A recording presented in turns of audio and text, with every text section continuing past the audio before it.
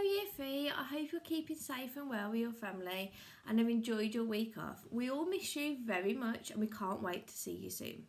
Today I'm going to go through some of the home learning that we have set for you this week.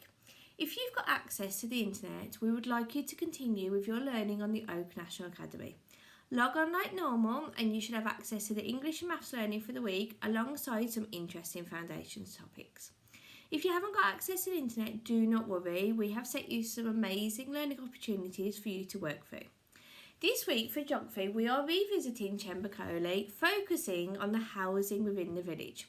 We would like you to explore the different types of houses using the PowerPoint and the photographs, and then there are various opportunities for you to explore, such as describing a traditional mud hut, designing your own mud hut, creating an advert to sell the house, and even making your own mud bricks. Now, to make your own mud bricks, you're going to need some things from your garden. Ask your parents first before you go digging around. You're going to need some soil, some mud, some dry grass and some sand. You're also going to need some water. Now, you've got to mix those materials together to get the right texture that you would like for your mud bricks, and then you need to create a mould to put them in. Now, this can be any leftover materials you've got at home, such as some plastic boxes, some wood, some cardboard, to make whatever shape bricks you would like for your mud house. Once you have put your mixture into the mould, you're going to need to leave it for 2 weeks to dry in a hot sunny place, and we would love to see the pictures of what you managed to make. Now, this week in English we are focusing on James and the Giant Peach by Roald Dahl. Don't worry if you haven't got the book. I have put an electronic copy of the book on the website for you. You can also listen to the audio book on YouTube, and some of you may have the book yourself or the film at home. But don't worry, for your learning we're just going to use extracts of the text, and we were going to focus on exploring where James goes on his journey, what the personality traits of the characters like, and how Roald Dahl describes them throughout the text. I'd then like you to create your own story involving a giant fruit or vegetable. So it could be like Tommy and the Titanic tomato. I'm going to share with you chapter 1. Let's have a look at our characters first. So these are the characters within our text. We've got James Henry Trotter, Aunt Spiker and Aunt Sponge, Old Green Grasshopper, Centipede, Miss Spider, Silkworm, Earthworm, Glowworm and Ladybird. Chapter 1. Until he was 4 years old, James Henry Trotter had a happy life. He lived peacefully with his mother and father in a beautiful house beside the sea. There were always plenty of other children for him to play with, and there was a sandy beach for him to run about on and the ocean to paddle in. It was a perfect life for a small boy. Then one day, James's mother and father went to London to do some shopping, and there a terrible thing happened. Both of them suddenly got eaten up, in full daylight mind you, and on a crowded street, by an enormous angry rhino which had escaped from the London Zoo. Now this, as you can well imagine, was a rather nasty experience for two such gentle parents. But in the long run it was far nastier for James than it was for them. Their troubles were over in a jiffy. They were dead and gone in 35 seconds flat.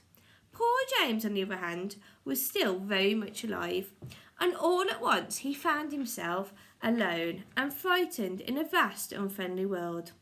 The lovely house by the seaside had to be sold immediately, and the little boy, carrying nothing but a small suitcase containing a pair of pyjamas and a toothbrush, was sent away to live with his two aunts. Their names were Aunt Sponge and Aunt Spiker, and I'm sorry to say that they were both really horrible people.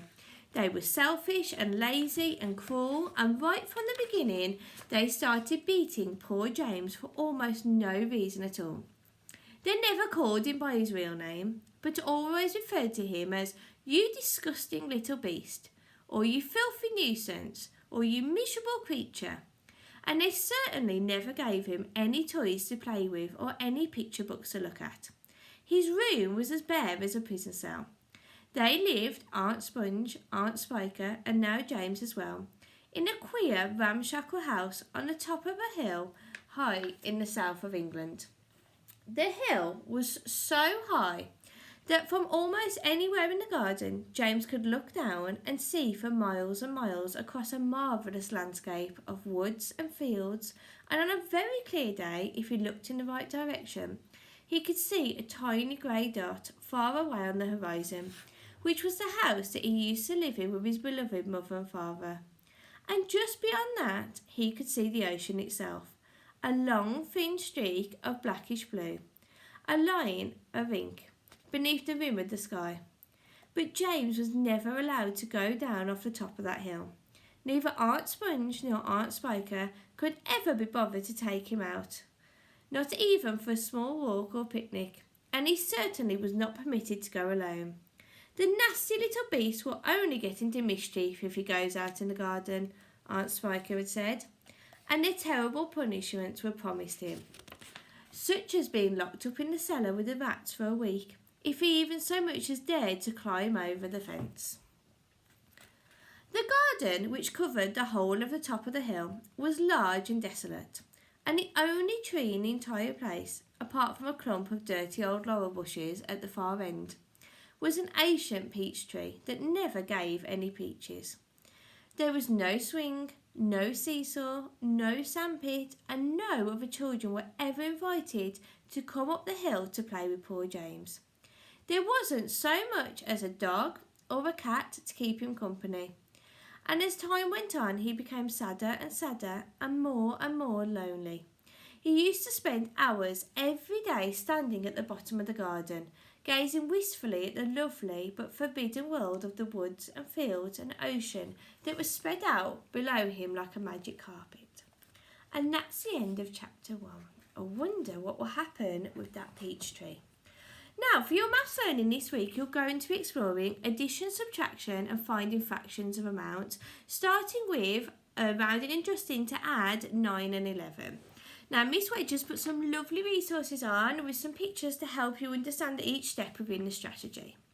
We have some amazing learning opportunities this week, and me, Miss Sajid and Miss Wedge cannot wait to see what you can achieve. Remember to stay in contact with us, send us your pictures and emails so that we can share your amazing achievements.